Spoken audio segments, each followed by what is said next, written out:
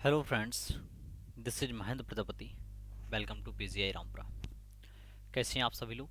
I hope काफ़ी अच्छे होंगे, एंजॉय कर रहे होंगे आप लोग। तो जैसा कि मैं आप लोगों को बताते चलूं कि आज मैं आप लोगों को न्यू एजुकेशन पॉलिसी के बारे में बताने जा रहा हूं। देखिएगा, इससे पहले मैंने आरटी एक्ट 2009 एंड एनसीएफ 2005 दोनों के वीडियोस आपके यूट्यूब पर अब पब्लिश कर दिए हैं। मैं आपको इसके डिस्क्रिप्शन में लिंक भी दे दूंगा, तो प्लीज़ आप लोग एक बार जाकर के उस चीज़ को देख लीजिएगा, क्योंकि ये तीन ऐसे टॉपिक हैं, एनसीएफ 2005 एंड आरटी एक्ट 2009, यहाँ से आपका क्वेश्चन बनते ही बनते हैं। तो इसलिए आप लोग बिल्कुल भी मिस ना करें इन्हें, बिल्कुल भी छोड़ें न स्किप करें। हर एक वीडियोस को बिल्कुल केयरफुली ध्यानपूर्वक सुने और नोट डाउन भी करते चलें। तो आज हम लोग बेसिकली महज बात करने वाले हैं राष्ट्रीय शिक्षा नीति 2020 न्यू एजुकेशन पॉलिसी 2020 के बारे में। देखिएगा, जो लोग हमारे चैनल पर फर्स्ट टाइम विजिट कर रहे हैं उन लोगों को मैं बता दूं कि आपके चैनल में डिस्क्रिप्शन का लिंक दिया गया है, जिसमें व्हाट्सएप ग्रुप का लिंक है एंड आपका टेलीग्राम चैनल का लिंक है। यदि आप लोग इन पीडीएफ को भी प्रोवाइड करवाना चाहते हैं, लेना चाहते हैं, तो आप लोग वहां जाकर के आपको फ्री ऑफ कॉस्ट पीडीएफ मिल जाएगा। तो इसलिए आप देर ना करें, जल्दी ज्वाइन करें और पीडीएफ का भी आनंद आनंद लेते चलें हमारे साथ। और जो लोगों ने अभी तक सीडीपी की क्लासेस नहीं की हैं, तो वो लोग जाकर के एक बार सीडीपी की क्लासेस कर लीजिएगा। पूरा प्लेलिस्ट बना हुआ है, बहुत ही बेहतरीन तरीके से और सिस्टमेटिक तरीके से हर एक चीज़ के बारे में डिफाइन किया गया है। आप वहाँ पर जाकर के विजिट करिएगा। विद आपके क्वेश्चंस के साथ साथ आपको हम कराते चल रहे हैं सीडीपी हर एक चीज़। पैडागॉगी भी आपकी स्टार्ट हो चुकी है, तो आप लोगों का डिस्क्रिप्शन में लिंक दिया गया है पैडागॉगी से संबंधित, तो आप लोग वहाँ जा करके देख लीजिएगा। तो आपको सारा का सारा मटेरियल जो है वह अच्छे तरीके से कंटेंट पूरा एक नंबर आपको दिया जा रहा है इस चैनल पर। तो आप लोग प्लीज़ एक बार इस वीडियो को ज़्यादा से ज़्यादा लाइक और शेयर ज़रूर करें। ठीक है, तो आइएगा हम लोग बात करते हैं किसके बारे में, न्यू एजुकेशन पॉलिसी। तो न्यू एजुकेशन पॉलिसी क्या है, तो ये किसकी अध्यक्षता में हुई थी, जरा इस बात को हम लोग समझते हैं और एक एक चीज को कैरी करते हुए चलेंगे। तो राष्ट्रीय शिक्षा नीति न्यू एजुकेशन पॉलिसी 2020 ये कब आई हुई थी? 2020 में आई हुई थी। तो यह नीति किसकी अध्यक्षता में बनाई गई थी? तो यह नीति अंतरिक्ष वैज्ञानिक जो थे के कस्तूरी रंगन, कौन थे? के कस्तूरी रंगन की अध्यक्षता वाली समिति की रिपोर्ट पर आधारित है। देखिएगा, ये के कस्तूरी रंगन है, ये आपके एक स्पेस साइंटिस्ट भी रहे हैं। कौन रहे हैं? स्पेस साइंटिस्ट भी रहे हैं। इन्हीं की अध्यक्षता में ये कमेटी बनाई गई थी और इन्हीं की अध्यक्षता में ये न्यू एजुकेशन पॉलिसी को लागू किया गया है। ठीक है, आगे बढ़ते हैं कि राष्ट्रीय शिक्षा नीति 2020 है क्या, इसके बारे में हम लोग जानते हैं कि जो न्यू एजुकेशन पॉलिसी है ये है क्या। तो ये शिक्षा नीति 2020 की शिक्षा नीति है। कब की शिक्षा नीति है? 2020 की शिक्षा नीति है, जिसे भारत सरकार द्वारा 29 जुलाई 2020, देखिएगा इस पॉइंट को आप लोग हाईलाइट कर लीजिएगा। हाईलाइट का मतलब यही है कि अगर आप इसे हाईलाइट कर लेंगे तो मतलब ये है कि आपसे यहाँ से क्वेश्चन डायरेक्टली बन सकता है कि बताइएगा ये न्यू एजुकेशन पॉलिसी ये कब लागू की गई थी। तो यह भारत सरकार द्वारा, किसके द्वारा? भारत सरकार द्वारा 29 जुलाई 2020 को, कब? 29 जुलाई 2020 को यह लागू कर दी गई। सन 1986 में जारी हुई शिक्षा नीति के बाद भारत की शिक्षा नीति में यह पहला नया परिवर्तन है। देखिएगा, ये आपकी 34 साल बाद, सीधा सीधा क्वेश्चन ये भी हमें देखने को मिल जाता है। 2020 में आई थी, इससे पहले कब आई थी? 1986 में आई थी, यानी कि 34 साल बाद हमारे पास क्या आई है? न्यू एजुकेशन पॉलिसी आई है। कितने साल बाद?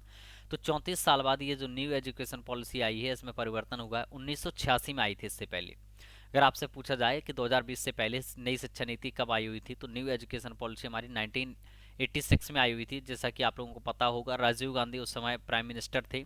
कौन थे प्राइम मिनिस्टर? राजीव गांधी थी। वहीं पर उसी टाइम पर बताया गया था कि लर्निंग विदाउट बर्डन, जैसा कि मैंने आप लोगों को आरटी एक्ट 2009 में बताया है कि लर्निंग विदाउट बर्डन ये उसी टाइम की नई शिक्षा नीति है।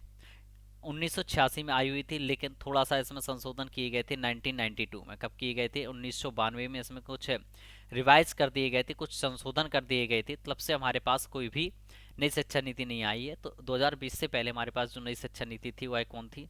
1986 की थी। उस समय हमारे जो थे वह राजीव गांधी थी। ठीक है, यशपाल कमेटी के द्वारा, किसके द्वारा? 1992 में जो ये इसमें संशोधन किए गए थे वो यशपाल कमेटी के द्वारा किए गए थे।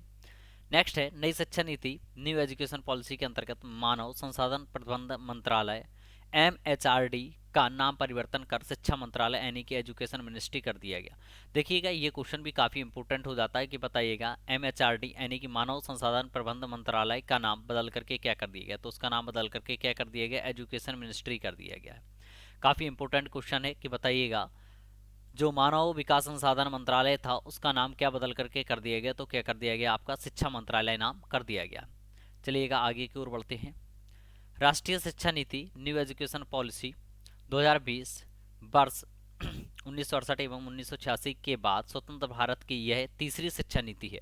तो थर्ड एजुकेशन ये पॉलिसी है। इससे पहले दो एजुकेशन पॉलिसी आ चुकी हैं। एक कब आई थी 1968 में, कब आई हुई थी 1968 में, एंड इससे पहले कब, इसके बाद कब आई थी 1986 में, कब आई हुई थी 1986 में, और नेक्स्ट इसके बाद कब आई हुई है, तो वह आई है 2020 में। कब आई हुई है, 2020 में। क्वेश्चन यहाँ से डायरेक्टली ये भी बन जाता है कि बताओ 1986 के बाद जो न्यू एजुकेशन पॉलिसी है वह कितने समय बाद आई, तो आपको हमने बता दिया है कि वह हमारी न्यू एजुकेशन पॉलिसी है वह 34 साल बाद आई है। कितनी साल बाद आई है, 34 साल बाद।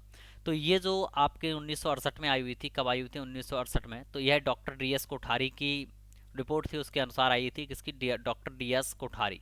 आप लोग लिख लीजिएगा 1968 में जो आई हुई थी वह किसके, डॉक्टर DS कोठारी आयुक्त समिति के द्वारा हुई थी। उस समय हमारे प्रदेश के प्रधानमंत्री कौन थी, इंदिरा गांधी जी थी। कौन थी, इंदिरा गांधी जी थी। तो कोठारी आयोग डॉक्टर DS कोठारी उन्हीं के द्वारा दी गई कमेटी थी, उन्हीं ने बनाई हुई थी ये न्यू एजुकेशन पॉलिसी। कब, 1968 में। और इसके बाद कब बनाई गई है, तो इसके बाद ये बनाई गई हुई है 1986 में। कब बनाई हुई गई है, 1986 में। ठीक है। और इसके बाद कब बनी हुई है, तो ये बनी हुई है 2020 में। कितने समय बाद बनी हुई है, तो 34 साल बाद। कब बनी हुई है, 34 साल बाद। चलिएगा आगे की ओर बढ़ते हैं। राष्ट्रीय शिक्षा नीति NEP 2020। NEP 2020 के तहत केंद्र व राज्य सरकार के सहयोग से शिक्षा क्षेत्र पर देश की GDP के 6% हिस्से के बराबर निवेश का लक्ष्य रखा गया। देखिएगा यहाँ क्वेश्चन पूछा जा सकता है कि बताइएगा यहाँ केंद्र और राज्य सरकार का GDP का कितना हिस्सा एजुकेशन पर खर्च किया जाएगा, तो कितना किया जाएगा, 6%। शायद ये पहले, इससे पहले ये आपका 4% कुछ था, 4% के समथिंग कुछ था, लेकिन अब यह कितना कर दिया गया, तो यह अब हमारा कर दिया गया 6%। कितना कर दिया गया है, 6%। नेक्स्ट है हमारे पास MHRD के नाम में परिवर्तन। देखिएगा जैसे कि आप लोगों को बता चुके हैं कि MHRD के नाम में परिवर्तन करके क्या कर दिया गया, मिनिस्ट्री ऑफ एजुकेशन कर दिया गया है। शिक्षा मंत्रालय नाम इसका कर दिया गया है। क्या कर दिया गया, शिक्षा मंत्रालय। तो ये शिक्षा मंत्रालय है, इसका करने का मुख्य उद्देश्य क्या है, सीखने और शिक्षा और सीखने पर पुनः ध्यान आकर्षित करना। एजुकेशन एंड लर्निंग पर, किस पर, एजुकेशन एंड लर्निंग पर, इस पर क्या करना, पुनः ध्यान केंद्रित करना या ध्यान को आकर्षित करना। तो पूछा जा सकता है कि बताइएगा कि इसका नाम बदलने की आवश्यकता क्यों पड़ी, तो आवश्यकता इसलिए पड़ी क्योंकि यहाँ पर पुनः ध्यान आकर्षित करना था किसके प्रति, शिक्षा और सीखने के प्रति। किसके प्रति करना था, शिक्षा और सीखने के प्रति। देखिएगा यदि वीडियो आप लोगों को अच्छा लग रहा है तो आप लोग प्लीज़ इसे ज़्यादा से ज़्यादा लाइक और शेयर करें ताकि और भी लोगों के पास अच्छे से अच्छा कंटेंट पहुंच सके। ठीक है। तो आगे की ओर बढ़ते हैं। प्रारंभिक शिक्षा। तो primary education of India new education policy में कक्षा 5 तक की शिक्षा में मातृभाषा या स्थानीय भाषा या क्षेत्रीय भाषा को अध्यापन करने के लिए अपनाने पर बल दिया गया। देखिएगा जो कक्षा 1 से लेकर क्लास 5 तक के बच्चे हैं उनको मदर टंग यानी कि जो उनकी लोकल लैंग्वेज होगी, लोकल या वोकल लैंग्वेज है या जो भी उनकी रीजनल लैंग्वेज है, उन्हीं में उनको क्या किया जाएगा, स्टडी कराई जाएगी, अध्यापन कार्य कराया जाएगा।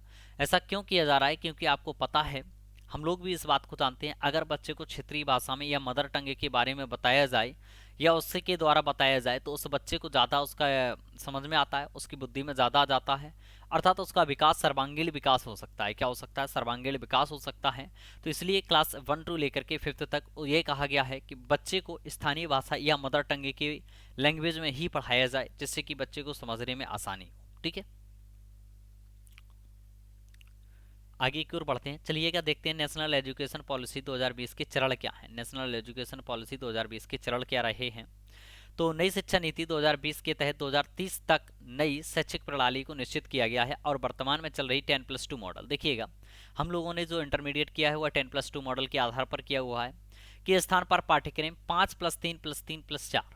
इस बात को याद रखें, आपसे क्वेश्चन पूछा जा सकता है सीधा डायरेक्टली। बताइएगा 10+2 के बाद अब नई शिक्षा नीति के अनुसार किस प्रणाली को अपनाया गया है, तो वह अपनाया गया है किस प्रणाली को, 5+3+3+4। 5+3+3+4 इस प्रणाली को अपनाया गया है।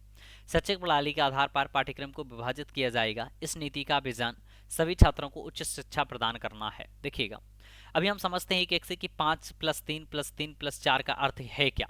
चलिएगा आगे की ओर बढ़ते हैं। तो देखिएगा सबसे पहले जो 5 था उसका अर्थ क्या है, इस बात को हम लोग समझते हैं कि जो 5 वर्ष थे उसका अर्थ क्या है। तो उसका अर्थ है हमारे पास फाउंडेशन स्टेज क्या है, फाउंडेशन स्टेज है नई शिक्षा नीति के फाउंडेशन स्टेज में 3 से 8 साल तक के बच्चे, देखिएगा 3 से लेकर के कौन से साल तक के, 8 साल तक के, मतलब कि ये 5 साल हो जाएंगी, कितनी साल हो जाएंगी, 5 साल है। 3 साल से 8 साल तक के बच्चों को सम्मिलित किया गया है, जिसमें 3 साल की प्री स्कूली शिक्षा को सम्मिलित किया गया। देखिएगा 3 साल की प्री स्कूली शिक्षा का मतलब यही है, चाहे उसे आप आंगनबाड़ी अभी तक हम लोग जो कहते चले आ रहे हैं, तो उसी प्रकार की यहाँ भी शिक्षा को लागू किया है, शिक्षा प्रणाली को, जिसके अंतर्गत छात्रों का भाषा कौशल तथा शैक्षिक स्तर का मूल्यांकन किया जाएगा और उसके विकास में ध्यान केंद्रित किया जाएगा। मतलब कि यही है, उसकी जो भाषा है, भाषा को सिखाया जाएगा, शैक्षिक स्तर का मूल्यांकन किया जाएगा और उसके विकास में विशेष ध्यान दिया जाएगा, केंद्रित किया जाएगा उसके विकास को। तो ये 5 साल शुरुआत के उसके आंगनबाड़ी में लगभग लगभग निकलने वाले हैं, 3 साल से लेकर के 8 साल तक के बच्चे के, यानी कि आंगनबाड़ी में पढ़ेगा वह एलकेजी यूकेजी फर्स्ट सेकेंड ये यहीं पर कंप्लीट कर लेगा, सेकंड क्लास तक, कहाँ तक कर लेगा, सेकंड क्लास तक, फाउंडेशन स्टेज। आइएगा आगे बढ़ते हैं। प्री पेट्री स्टेज कौन सी है, प्री पेट्री स्टेज में का अर्थ क्या है, इस स्टेज में 8 से 11 साल तक के बच्चे को सम्मिलित किया जाएगा। कौन कौन से, 8 से 11 साल तक के। तो देखिएगा 8 से जब आप 11 साल तक जाएंगे तो ये कितना हो जाएगा, 3 हो जाएगा। 5 हम पहले देख चुके हैं, 5+3 देख चुके हैं, कितना देख चुके हैं, 5+3। अब ये थर्ड वाली कहानी को देखते हैं कि क्या है।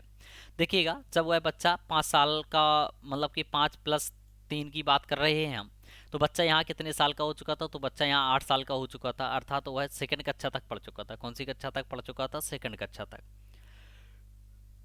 अब यहाँ ये 3 का आ रहा है, तो जिसमें कक्षा 3 से 5 तक के बच्चे को पढ़ाया जाएगा। कहाँ तक के बच्चे को पढ़ाया जाएगा, कक्षा 3 से लेकर के कक्षा 5 तक के बच्चे को पढ़ाया जाएगा।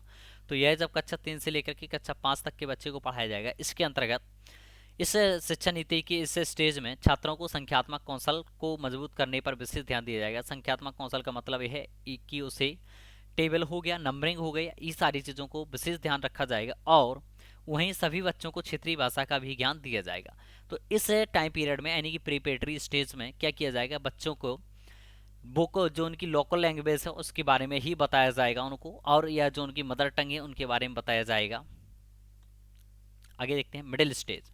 तो मिडिल स्टेज फिर से ये 3 साल का है, कितने साल का है, 3 साल का है। इस स्टेज के भीतर कक्षा 6वीं से लेकर के कक्षा 8वीं तक के बच्चों को सम्मिलित किया जाएगा। देखिएगा आपसे पूछा जा सकता है सीधा सीधा क्वेश्चन कि बताइएगा मिडिल स्टेज है, इस स्टेज में कौन सी कक्षा से लेकर के कौन सी कक्षा तक के बच्चों को इसमें सम्मिलित किया जाएगा। तो इसमें सम्मिलित किया जाएगा कक्षा 6वीं से लेकर के कक्षा 8वीं तक के बच्चों को इसमें सम्मिलित किया जाएगा, जिसमें 6वीं कक्षा के बच्चों से ही कोडिंग सिखाना शुरू किया जाएगा। देखिएगा यहाँ बच्चों की टेक्नोलॉजी पर भी विशेष ध्यान दिया जाएगा। न्यू एजुकेशन पॉलिसी 2020 के अंतर्गत क्या ध्यान दिया जाएगा कि जो बच्चे हैं उनको कोडिंग कक्षा 6 से ही कराना स्टार्ट कर दिया जाएगा। जैसे कि आपको बताते चलें कि कोविड के बाद थोड़ा ऑनलाइन टीचिंग या ऑनलाइन जो स्टडी है उस पर भी जोर दिया जाएगा, होपफुली दिया जाएगा, क्योंकि जब कभी ऐसी कोई परिस्थिति आए तो हर एक बच्चा उस चीज़ को करता चला जाए। और इससे न्यू एजुकेशन पॉलिसी का मतलब एक और था कि हमारे देश में लगभग 2 करोड़ बच्चे ऐसे हैं जो अभी भी शिक्षा से अछूते हैं, तो उनको भी दो न्यू एजुकेशन पॉलिसी 2020 के अंतर्गत उन 2 करोड़ बच्चों को भी इसमें सम्मिलित करना है। तो न्यू एजुकेशन पॉलिसी देखिएगा काफ़ी एक बड़ा चिट्ठा है।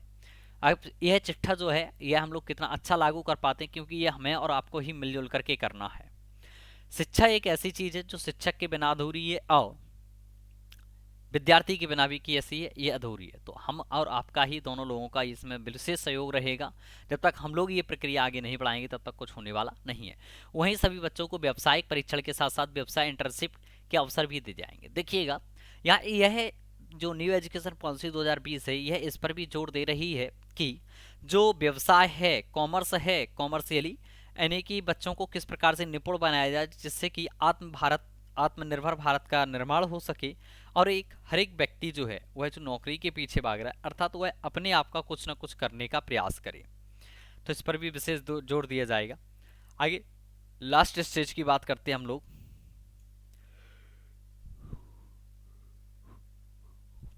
तो लास्ट स्टेज क्या है, इस स्टेज में 8वीं कक्षा से 12वीं कक्षा तक के बच्चों को सम्मिलित किया जाएगा। तो देखिएगा 8वीं से 12वीं तक का मतलब कि कितने साल हो जाएंगे, इसमें 4 साल लगने वाले हैं। कितने साल लगने वाले हैं, 4 साल, यानी कि 5 + 3 + 3 + 4। तो इस स्टेज में 8वीं से 12वीं कक्षा के शैक्षिक पाठ्यक्रम को भी खत्म करके बहुवैकल्पिक शैक्षिक पाठ्यक्रम को शुरू किया जाएगा। देखिएगा अब यहाँ पर बात की जा रही है कक्षा 8 से 12 तक के शामिल बच्चे किए जाएंगे सेकेंडरी स्टेज में। और यहाँ पर क्या होगा, अभी तक जो आपकी पद्धति चली आ रही है पाठ्यक्रम वाली, अब यहाँ पर क्या किया जाएगा, ऑब्जेक्टिव क्वेश्चंस को लगाना, यानी ऑब्जेक्टिव पाठ्यक्रम को यहाँ पर शुरू किया जाएगा। छात्र किसी निर्धारित स्ट्रीम के भीतर नहीं बल्कि अपनी मनपसंद के अनुसार अपने विषयों को चुन सकते हैं। नई शिक्षा नीति के अंतर्गत छात्रों को विषयों चुनने के अवसर दिए जाएंगे, यानी स्वतंत्रता दी जाएगी। छात्र साइंस के विषयों के साथ साथ आर्ट्स या कॉमर्स के विषय भी एक साथ पढ़ सकते हैं। देखिएगा न्यू एजुकेशन पॉलिसी में ये काफ़ी अच्छा सिस्टम किया जा रहा है कि क्या यदि कोई बच्चा है, अगर वह साइंस स्ट्रीम से पढ़ता है, किस स्ट्रीम से पढ़ता है, अगर वह साइंस स्ट्रीम से पढ़ता है और उसे मान लीजिएगा कि बीच में उसका इच्छा होता है कि मैं हिस्ट्री को भी पढ़ना चाहता हूँ या मैं किसी कॉमर्स को पढ़ना चाहता हूँ, तो वह बिल्कुल होपफुली ले सकता है। उसमें कोई दो राय ये नहीं रहेगा कि नहीं आप साइंस स्ट्रीम से हैं तो साइंस स्ट्रीम वाले ही आप सब्जेक्ट को पढ़ सकते हैं। यहाँ कुछ इस प्रकार से ये पॉलिसी बनाई गई है, आप अपनी मनपसंद के अनुसार सब्जेक्ट को चुन सकते हैं। यहाँ ये रिस्ट्रिक्शंस नहीं रहेगा कि साइंस साइड के बच्चे केवल यही physics, chemistry, math, biology and Hindi अंग्रेजी सब्जेक्ट ही ले सकते हैं और ज़्यादा उनके पास हिस्ट्री वगैरह पढ़ने के ऑप्शंस नहीं रहते हैं। अब न्यू एजुकेशन पॉलिसी जैसे ही लागू हो जाएगी, लागू होने के पश्चात आप किसी भी सब्जेक्ट को चुन सकते हैं। अब जिस सब्जेक्ट में आप किसी सब्जेक्ट को जैसे कि चुन लेते हैं तो उसमें क्या होगा कि आपको उसी चीज़ का सर्टिफिकेट दे दिया जाएगा। अगर आप 1 साल पढ़ते हैं, अगर आप 2 साल पढ़ते हैं तो उसका आपको डिप्लोमा दे दिया जाएगा। अगर आप उसी सब्जेक्ट को 3 साल लगातार पढ़ते रहते हैं तो उस सब्जेक्ट की आपको क्या दे दी जाएगी, डिग्री दे दी जाएगी। एंड अगर आप 4 साल उसको करते हैं तो डिग्री के साथ साथ आपको उसका पीएचडी के लिए वो भी दाखिला मिल जाएगा वहीं से डायरेक्टली। तो ये काफ़ी अच्छा एक कदम है। सपोज दैट मान लीजिएगा कि मैं अभी आप लोगों को यहाँ पर सीडीपी या पेडागोगी के बारे में बता रहा हूँ, तो ये मेरा पर्सनली ओपिनियन है कि मैं आपको बता रहा हूँ, लेकिन अगर मेरा इसमें आगे करने का कुछ विचार हुआ तो मैं नहीं कर सकता हूँ क्योंकि मेरे पास इस सब्जेक्ट के से रिलेटेड कोई भी हमारे पास डिग्री है कुछ नहीं है। लेकिन न्यू एजुकेशन पॉलिसी के तहत ऐसा होने वाला नहीं है कि अगर आपको हिस्ट्री पढ़ने का मन हुआ या आपका सीडीपी पढ़ने का मन हुआ या आपका पेडागोगी पढ़ने का मन हुआ, जिसे हम लोग शिक्षा शास्त्र कहते हैं, तो शिक्षा शास्त्र आपका जब भी मन करे तब आप पढ़ना स्टार्ट कर सकते हैं। जब आपका मन करे कि अब मेरा हो चुका है, अब मैं इसमें निपुण हो चुका हूँ, मेरे को जितना करना था उतना मैं कर चुका हूँ, उतना आप छोड़ सकते हैं। फिर आप किसी और सब्जेक्ट को उठा सकते हैं जो आपने पहले छोड़ रखे हैं, या आप किसी नए सब्जेक्ट को अपने जीवन में लाना चाहते हो तो उसको आप ला सकते हैं। ठीक है, तो न्यू एजुकेशन पॉलिसी में ये काफ़ी अच्छे पॉइंट्स किए जा रहे हैं। आगे देखिएगा, जो आगे पॉइंट है वोकेशनल पढ़ाई पर मुख्य जोर। तो वोकेशनल पढ़ाई को हम लोग देखते हैं कि वोकेशनल पढ़ाई क्या है।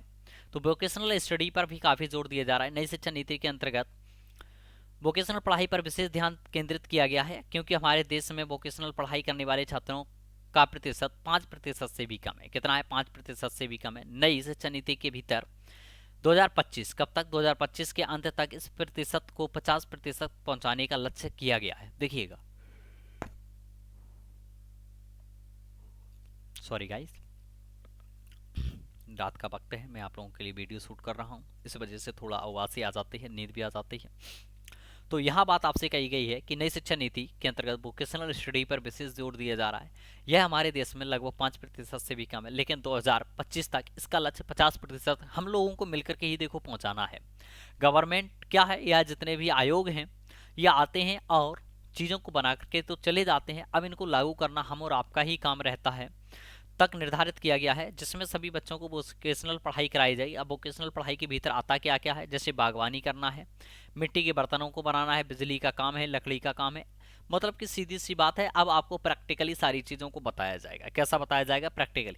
देखिएगा, बताया आज भी जाता है प्रैक्टिकली, लेकिन हम लोग उसको कितना प्रैक्टिकली कर पा रहे हैं ये भी डिपेंड करता है। हम लोगों की 12th में या ग्रेजुएशन में मान करके चलते हैं कि हमारे पास क्या होते हैं, प्रैक्टिकल होते हैं, लेकिन बाकी में बहुत से ऐसे कॉलेज है, डिग्री कॉलेज है, जहाँ पर बिल्कुल भी प्रैक्टिकल नहीं कराए जाते। प्रैक्टिकल के नाम पर एक कलंक है कि उन्हें यही नहीं पता है कि प्रैक्टिकल कराना भी चाहिए या नहीं कराना चाहिए। ठीक है, नई शिक्षा नीति के भीतर 6वीं से 8वीं कक्षा तक के छात्रों को वोकेशनल पढ़ाई कराई जाएगी। कहाँ तक की कराई जाएगी, कक्षा 6वीं से लेकर के 8वीं तक के बच्चों को बागवानी करना, मिट्टी के बर्तनों को बनाना, बिजली का काम करना, लकड़ी का काम करना, कारपेंटर करना, ये सारी चीज़ों के बारे में बताया जाएगा। चलिएगा आगे की ओर देखते हैं। नए कौशलों को सम्मिलित किया जाएगा शैक्षिक पाठ्यक्रम में। तो नए कौशल के बारे में क्या क्या बताया जा रहा है, नए कौशलों को सम्मिलित किया जाएगा शैक्षिक पाठ्यक्रम में। तो देखते हैं कौन कौन से वो नए कौशल होंगे। राष्ट्रीय शिक्षा नीति के भीतर छात्रों का पढ़ाई के साथ साथ कौशलों का विकास भी किया जाएगा, जिसमें न्यूनतम कक्षा से ही बच्चों को योग किसके बारे में बताया जाएगा, योग के बारे में, संगीत के बारे में, नृत्य के बारे में, खेल के बारे में, मूर्तिकला आदि विषयों में प्रशिक्षण दिया जाएगा। देखिएगा बच्चों को छोटी कक्षा से ही क्या किया जाएगा, योग करना सिखाया जाएगा, संगीत यानी कि सिंगिंग करना सिखाया जाएगा, नृत्य यानी कि डांसिंग करना सिखाया जाएगा, मूर्तिकला है आदि विषयों पर चर्चा की जाएगी और उनको प्रशिक्षण भी दिया जाएगा, जिससे कि अन्य प्रकार के कौशलों में भी वह निपुण हो पाए। यस, बिल्कुल बात सही है कि देखिएगा हम लोग अगर चीज़ को डायरेक्टली करते हैं, प्रैक्टिकली रूप में करते हैं, तो वह हमारे जीवन में काफ़ी लॉन्ग टाइम तक रहती है और हमारा जो लर्निंग प्रोसेस है, जो ब्रेन प्रोसेस है, वो काफ़ी टाइम तक चलता रहता है। आइएगा आगे बढ़ते हैं। तो नेशनल एजुकेशन पॉलिसी के माध्यम से छात्रों के लिए निर्णय, तो देखते हैं छात्रों के लिए क्या क्या इसमें निर्णय लिए गए हैं न्यू एजुकेशन पॉलिसी 2020 के अंतर्गत। तो आइएगा एक बार इन्हें भी पढ़ते हैं हम लोग।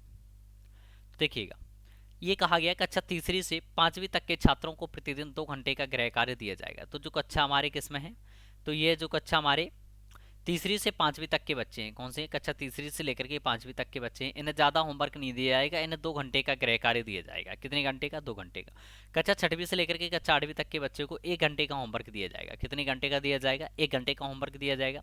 कक्षा 9 से लेकर के 12वीं तक के छात्रों को 2 घंटे का होमवर्क दिया जाएगा। कितने घंटे का, 2 घंटे का। छात्रों को अब बैग उनके वजन से केवल 10% से अधिक नहीं होना चाहिए। देखिएगा जो भी बालक है, अगर उसका बैग जो है वह पीठ पर ले जा के चलता है, तो उसका जो वजन है वह 10% से अधिक नहीं होना चाहिए। मान लीजिएगा अगर किसी बच्चे का वजन 20 kg है, तो उसका वजन 2 किलो से अधिक नहीं होना चाहिए। किसी का 50 kg है, तो उसका 10% निकालेंगे तो 5 किलो से अधिक नहीं होना चाहिए। जो छात्र LKG UKG में पढ़ते हैं उन्हें कोई होमवर्क नहीं दिया जाएगा। देखिएगा ये पॉइंट सीधे डायरेक्टली आपके बन सकते हैं, ये पॉइंट्स आपके सीधे डायरेक्टली बन सकते हैं कि बताइएगा कक्षा तीसरी से लेकर के पांचवी तक के छात्रों को कितने घंटे का होमवर्क दिया जाएगा, 1 घंटा, 2 घंटा, 3 घंटा, 4 घंटा। तो आपका ऑप्शन करेक्ट कौन सा हो जाएगा, 2 घंटा। या आपसे सीधा ऐसा ही पूछ लिया जा सकता है जो आपके LKG UKG में हैं बच्चे, वह है आप उन्हें कौन सा होमवर्क दिया जाएगा, कितने घंटे का दिया जाएगा। तो उन्हें बिल्कुल भी होमवर्क नहीं दिया जाएगा, उन्हें जितनी भी एक्टिविटीज़ होंगी क्लास में करवाई जाएंगी एंड जितना भी होगा उन्हें क्लासरूम में ही करवाया जाएगा। चलिएगा आगे की ओर बढ़ते हैं। प्लीज़ आप सभी लोग एक बार वीडियो को लाइक और शेयर जरूर करते रहिएगा। आगे इसके अलावा पहली कक्षा व दूसरी कक्षा में पढ़ने वाले छात्रों को भी गृह कार्य नहीं दिया जाएगा। तो यहाँ LKG UKG व पहली कक्षा, दूसरी कक्षा और में जो पढ़ने वाले छात्र हैं इनको भी गृह कार्य नहीं दिया जाएगा। आगे जब छात्रों के लिए पुस्तकों का चयन किया जाएगा तो उसके साथ किताबों के वजन पर भी ध्यान दिया जाएगा। देखिएगा ये यशपाल कमेटी थी, तो यशपाल कमेटी भी कहती थी कि यहाँ पर बच्चों का जो बैग है वो बहुत भारी होता चला जा रहा है, उसको कम करना है। तो यहाँ उसको भी प्रावधान दिए गए हैं किसमें, न्यू एजुकेशन पॉलिसी 2020 में। आगे है छात्रों के लिए स्कूलों में बाथरूम व पानी की सही सुविधा होनी चाहिए। तो छात्रों के लिए स्कूल में बाथरूम और पानी की व्यवस्था बिल्कुल अलग से होनी चाहिए। आगे है स्ट्रीम्स का चयन। देखिएगा जैसा कि मैं आप लोगों को ऑलरेडी बता चुका हूं, लेकिन फिर से मैंने यहाँ पर हेडिंग्स डाल रखी है अलग से, जिससे कि आप लोग अच्छे से कैरी कर सकें हर एक चीज़ को। तो नई शिक्षा नीति के तहत अब छात्र साइंस स्ट्रीम, कॉमर्स स्ट्रीम और आर्ट्स स्ट्रीम में से तीनों स्ट्रीमों की पढ़ाई कर सकते हैं। अब छात्रों को एक स्ट्रीम का चयन नहीं करना पड़ेगा, जिस छात्र का जिस स्ट्रीम में रुचि है वे उसी की पढ़ाई कर सकते हैं। देखिए जैसे कि हमने आपको बताया है, आप साइंस स्ट्रीम, आर्ट्स स्ट्रीम या कॉमर्स स्ट्रीम, किसी भी स्ट्रीम से आप पढ़ रहे हो, आपका जिस सब्जेक्ट का पढ़ने का मन हुआ आप उसी सब्जेक्ट को आप अपने जीवन में उतार सकते हैं। इससे छात्रों को एक स्ट्रीम की पढ़ाई के साथ साथ बाकी स्ट्रीमों की भी पढ़ाई कर सकते हैं। तो ये तो स्ट्रीम्स का चयन हो गया, ठीक है। तो ये PDF हम लोगों की यहीं पर कंप्लीट होती है। तो अगर ये वीडियो आप लोगों को बहुत अच्छा लगा हो तो प्लीज़ इसे एक बार ज़रूर शेयर करें। तो हम लोग मिलते हैं नेक्स्ट वीडियो के साथ, तब तक के लिए tata bye bye, thank you for today, all the best, have a nice day, जय हिंद, जय भारत।